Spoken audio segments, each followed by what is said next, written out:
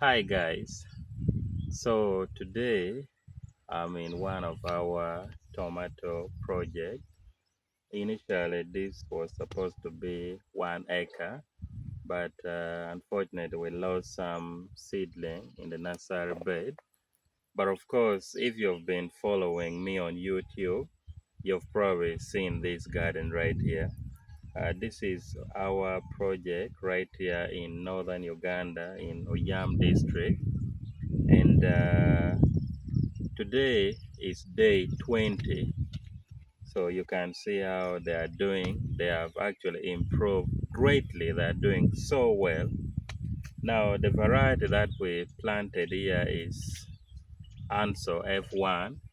And if you are thinking of growing tomato in Uganda or in the northern part of Uganda, and you've been asking yourself questions, let me just take this time to answer some of your questions. And I'm starting with the variety. This is Ansal F1.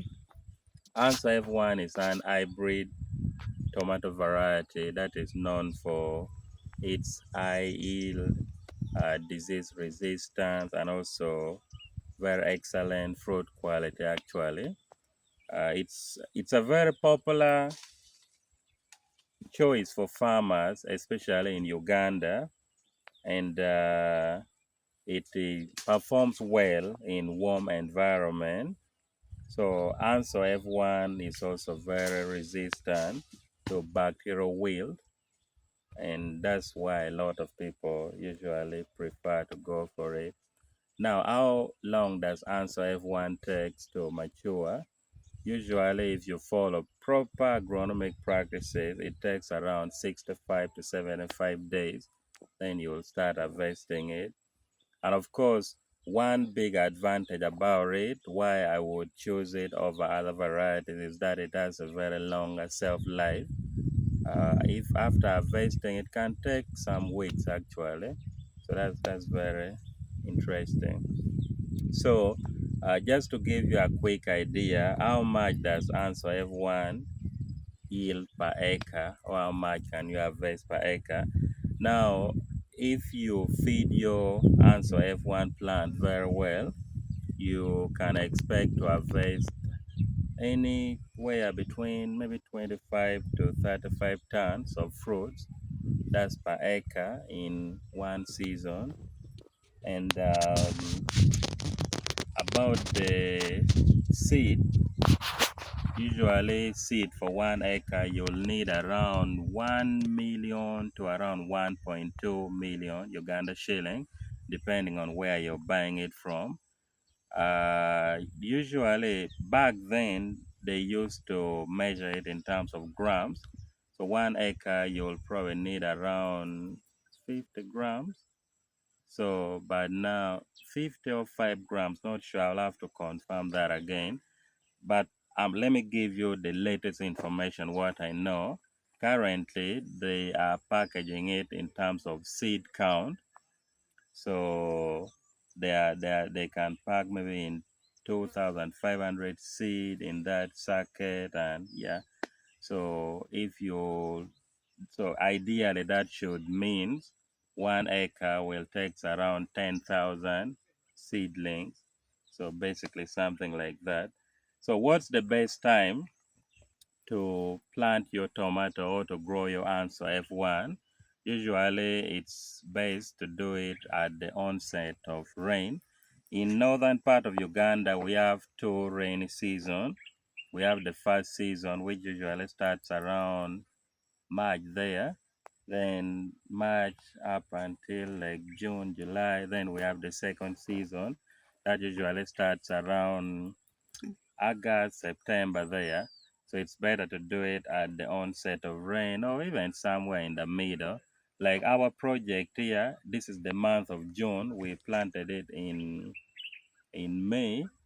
So, but for us, at least we have water here. So in case we get any challenge with the change in the climate, we can easily adapt to watering it manually, or we'll figure out some form of irrigation. So that's it. Now, what's the spacing of your tomato, of your Ansal F1?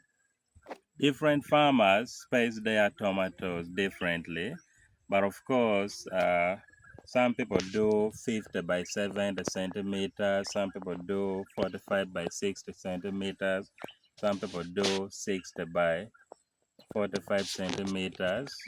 People do it differently, so you can do yours differently. Like ours, we did 50 by 75 centimeters. You can see immediately after transplanting, it's roughly 2 weeks and something, because today is day 20, and we've seen great improvement actually, that doing so well. If you're planting your tomato, you can always use well decomposed organic manure, or you can use DAP, that is diammonium phosphate, for planting. And yeah, it will help with the root development and all those. So this is basically what is the next step here. We can see our tomato is now coming up so fast. If we want to top dress, we can think of that.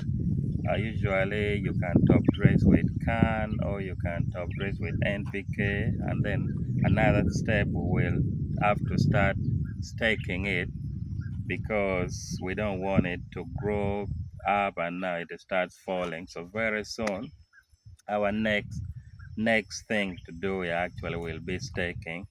And then lastly, of course, if you're growing tomato, be sure to spray it to avoid other attacks. So you can spray with insecticide, you can spray with fungicide, you can spray with fertilizers for boosting.